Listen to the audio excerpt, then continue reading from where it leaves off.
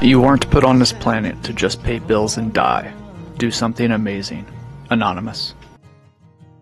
I have to apologize about the sound on this episode. I didn't plan on actually filming anything because I thought it would be more difficult than it actually was. But I managed to capture a little bit of footage, and I wanted to show you guys how I solo sailed down from North Carolina to Florida on our Hunter 326.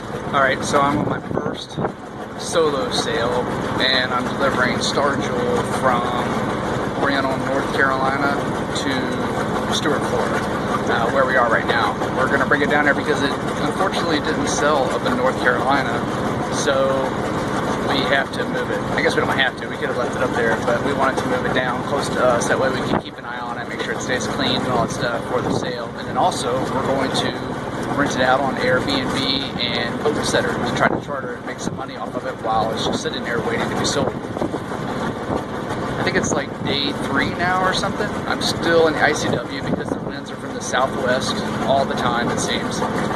And hopefully the winds will turn for me here in a couple days and I can get out on the ocean and actually sail a good distance overnight. It's a little bit easier to sail overnight in the ocean than it is to go down the ICW at night, just because the channel's narrow and there's other boats and it's, you know, the ICW at night. I'd rather not do that if I had the choice. But it's been fun. Just passed the first swing bridge in South Carolina by Myrtle Beach by myself, so that was fun. It was a good time. Something different. I spent several nights at anchor throughout the trip along the ICW. Most of them just as beautiful as this one here right before sunset. And don't swim in the ICW unless you like swimming with alligators. So this is some of the stuff you miss when you're just going on the ocean and not the ICW. I pulled up to this marina, didn't know it, and I got my own little concert with a boat party.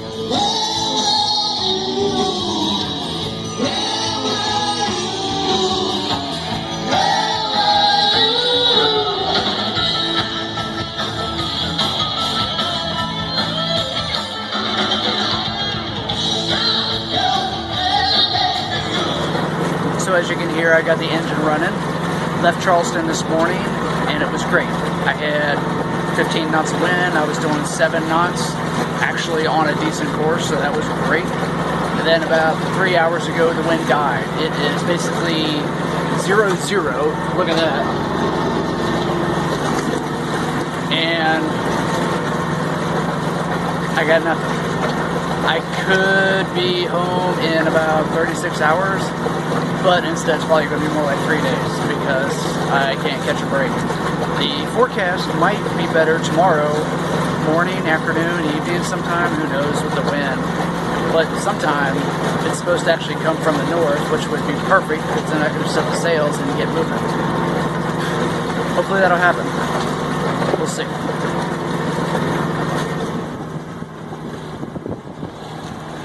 Fortunately, I did get a few good days sailing.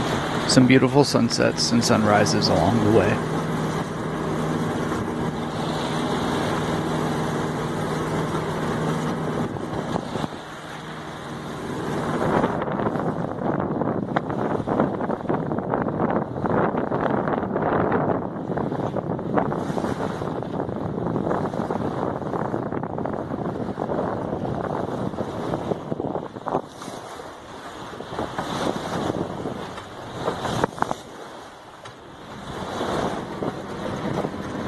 Alright, so I'm just leaving Jacksonville, Florida.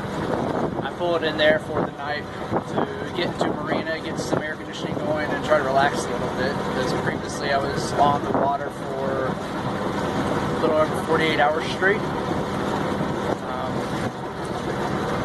It's kind of weird, it's my first solo sail, so that's fun, but I would not describe this trip as fun. It's more like getting it done.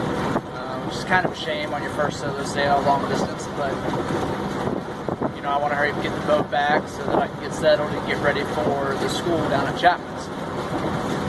But it's been kind of cool. It's a confidence builder for sure to do a solo sail, much less one this big. You just kind of got to take things a little bit slower. You know, when I have Lisa on board with me, I can push the boat a little bit more, because one, I know she's there to check me if I do something stupid, or remind me, to tie up a line or whatever. Whereas now, when it's all on one person, I'll take my time a little bit more. Think about what I'm going to do first, go through the steps real quick in my head, and then start doing it and taking my time. Especially with the autopilot broke, makes it a whole lot more difficult, because even something as simple as going to the restroom and then getting a refill of your water bottle, you have to lock the steering wheel, which keeps the boat generally on the same course, but not like an autopilot. Run down, use the head, come back up, check it. If it's good, go back down, fill up your water bottle, come back up, check it. If you're off course, you got to make a correction, lock the steering wheel again, and then go back down and get the snack. And then come back up and then sit here and watch the boat constantly. So that makes it a little bit more grueling than it probably would be if I had autopilot. But it's kind of, it works when there's a good stiff wind and you're actually sailing.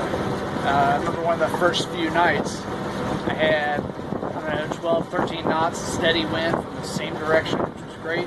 And then you can kind of lock the steering wheel in. And, if you balance the boat, it just keeps on trucking. I think I went like 6 hours without making an adjustment really. And that's without autopilot, without a wind vane, just locking in the wheel. So that was great, because during those times I could, kind of relax a little bit, lay down, doze off. I would set a timer for every 45 minutes, get up, look around, make sure the boat wasn't getting wrecked, and then lay back down and relax a little bit, which made the days go by so much easier. And I like it. It's fun. Sometimes fun. But I'll be getting back here soon. I think I got about 48 hours, give or take, of 4.5 knots if I can go directly to home, which I'm not going to be able to do, because after the last few days out on the ocean straight, I'm pretty much done with that. So I'm going to go for about 24 hours now, pull into, Cape Canaveral or somewhere around there whenever I start getting tired, take another rest overnight, sleep in the AC a bit, and then push on for the last 24 hours down to Jensen Beach. And then that should do it for the trip.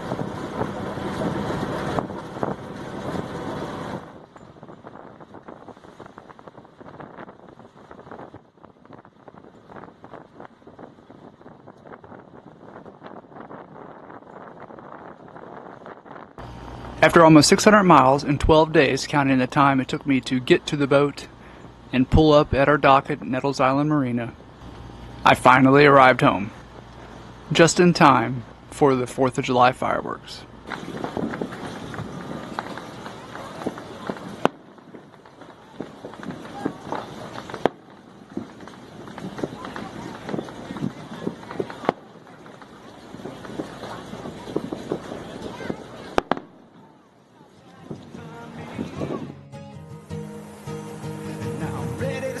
I'm ready